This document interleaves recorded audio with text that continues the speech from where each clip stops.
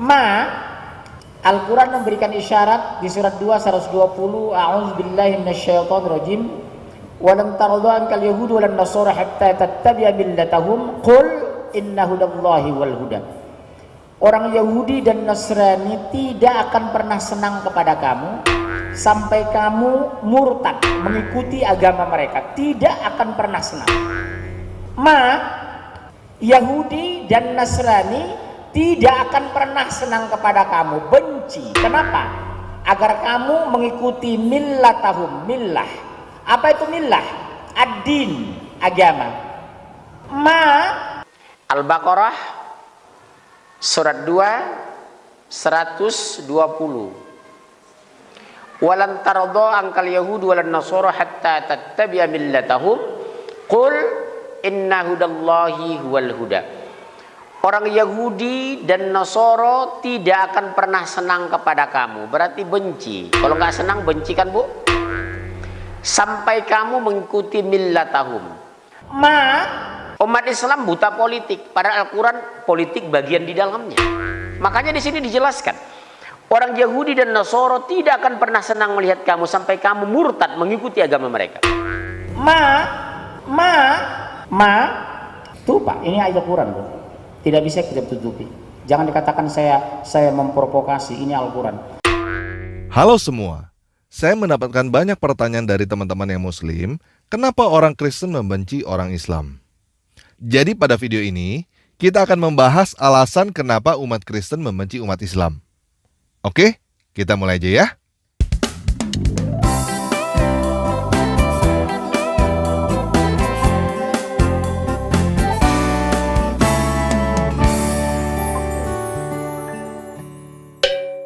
Nah, hal pertama yang ingin saya jelaskan kepada teman-teman adalah apa yang disebut dengan sugesti. Kita langsung lihat contoh aja ya. Teman-teman perhatikan, di sini ada satu orang, kita sebut aja namanya si A. Nah, bila saya katakan bahwa si A adalah orang jahat, si A adalah orang jahat, inilah yang disebut dengan sugesti. Sekarang coba kamu bayangkan, kamu benar-benar percaya bahwa si A adalah orang jahat. Bisa ya? Nah, apa yang akan kamu katakan apabila si A mencuri? Tuh, benar kan? Si A adalah orang jahat. Betul? Sekarang apa yang akan kamu katakan apabila si A memberikan sedekah? Ah, itu mah cuma pura-pura. Dia itu munafik. Dia mau menipu orang supaya terlihat seperti orang baik. Padahal dia punya rencana jahat. Betul gak? Nah, coba sekarang saya ganti. Saya katakan kepada kamu bahwa si A adalah orang baik. Dan kamu benar-benar percaya bahwa si A adalah orang baik. Apa yang akan kamu katakan apabila si A memberikan sedekah? Wah, si A ini memang orangnya baik sekali ya. Dan apa yang akan kamu katakan apabila si A mencuri? Ah, itu mah cuma hilaf. Dia itu sebenarnya adalah orang baik. Mungkin dia terpaksa. Kasihan dia. Betul gak? Nah, coba sekarang saya hapus sugesti tentang si A. Sehingga kamu bisa melihat secara objektif.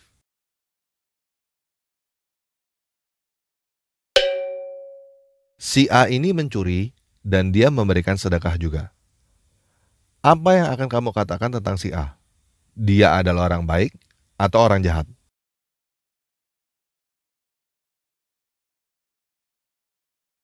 Sekarang apakah kamu sudah bisa melihat bahwa si A adalah orang baik bagi orang yang mendapatkan sedekah dari dia, dan si A adalah orang jahat bagi orang yang dicuri oleh dia? Bisa ya? Nah, sekarang kenapa orang Kristen membenci orang Islam?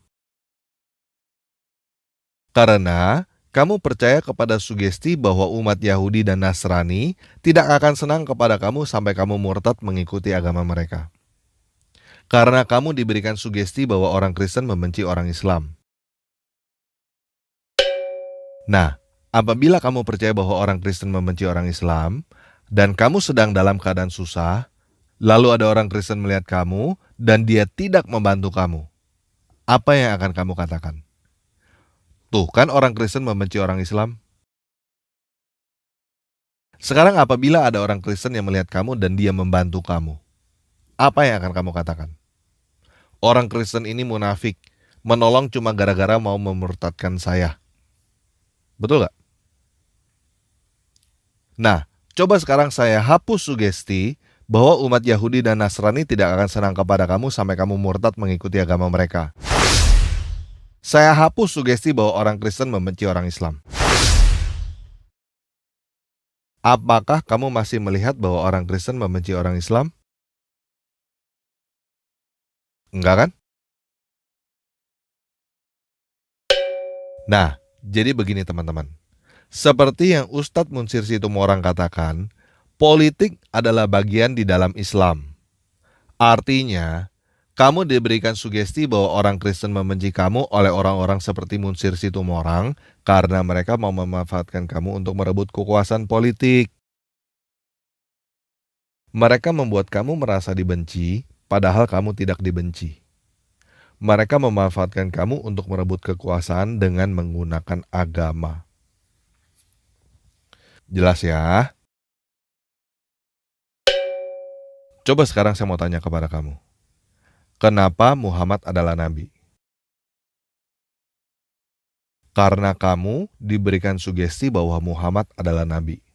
Sehingga apapun yang Muhammad lakukan, kamu anggap teladan. Bahkan Muhammad menikah dengan bekas istri anak angkatnya sendiri pun kamu katakan sebagai teladan. Coba sekarang saya hapus sugesti bahwa Muhammad adalah nabi. Apakah Muhammad yang menikah dengan bekas istri anaknya sendiri itu adalah teladan?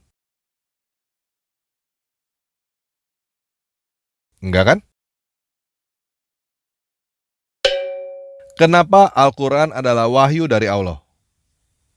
Karena kamu diberikan sugesti bahwa Al-Quran adalah wahyu dari Allah. Sehingga sugesti bahwa orang Kristen membenci kamu pun kamu anggap sebagai kebenaran. Coba sekarang saya hapus sugesti bahwa Al-Quran adalah wahyu dari Allah. Apakah orang Kristen membenci kamu adalah kebenaran? Enggak kan? Kenapa Islam adalah agama yang benar? Karena kamu diberikan sugesti bahwa Islam adalah agama yang benar. Sehingga membunuh orang lain demi agama pun kamu anggap sebagai ibadah. Coba sekarang saya hapus sugesti bahwa Islam adalah agama yang benar. Apakah membunuh orang lain demi agama adalah ibadah? Enggak kan? Nah, sekarang saya sudah hapus Muhammad adalah nabi. Saya sudah hapus bahwa Al-Quran adalah wahyu dari Allah. Saya sudah hapus bahwa Islam adalah agama yang benar. Apakah Muhammad adalah nabi? Bukan kan? Apakah Al-Quran adalah wahyu dari Allah? Bukan kan? Apakah Islam adalah agama yang benar? Bukan kan? Kalau Muhammad bukan nabi, Al-Quran bukan wahyu dari Allah, dan Islam bukan agama yang benar, apakah kamu masih mau beragama Islam?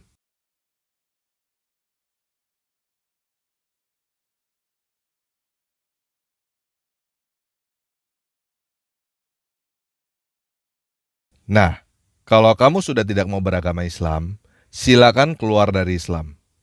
Tidak ada yang bisa menghalangi kamu untuk keluar dari Islam, dan tidak ada yang bisa mengajak kamu untuk masuk ke Islam lagi. Oke, sekian video kali ini, dan bagikan video ini kepada teman-teman yang lain ya. Tuhan memberkati kita semua.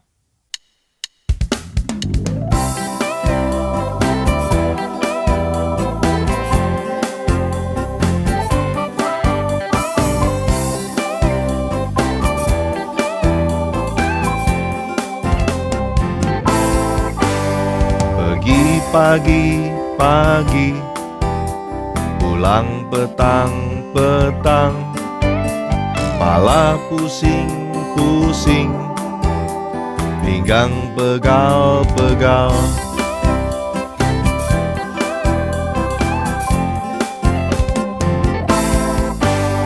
Harta kamu sibuk dan susahkan diri, mariatlah ambil bagian terbaik.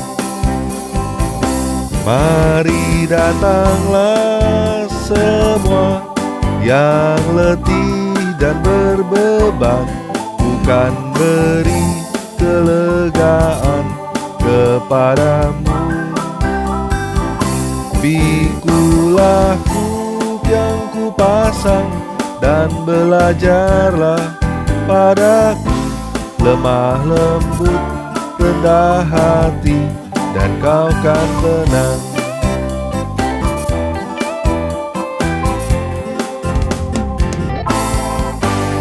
Pergi pagi-pagi, pulang petang-petang, kepala pusing-pusing, pinggang pegal-pegal. Harta kamu sibuk dan susahkan diri, mariatlah ambil bagian terbaik. Mari datanglah semua yang letih dan berbeban, bukan beri kelegaan kepadamu.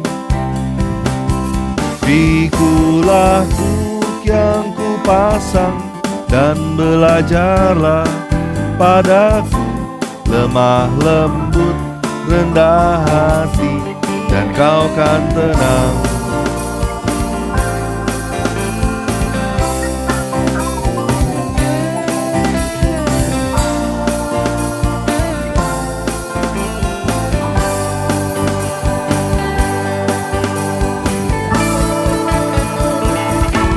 Mari datanglah semua yang letih dan berbeban, bukan beri kelegaan kepadamu. Pikulah kuk yang kupasang dan belajarlah padaku, lemah lembut, rendah hati, dan kau kan tenang. Lemah lembut, rendah hati, dan kau kan tenang.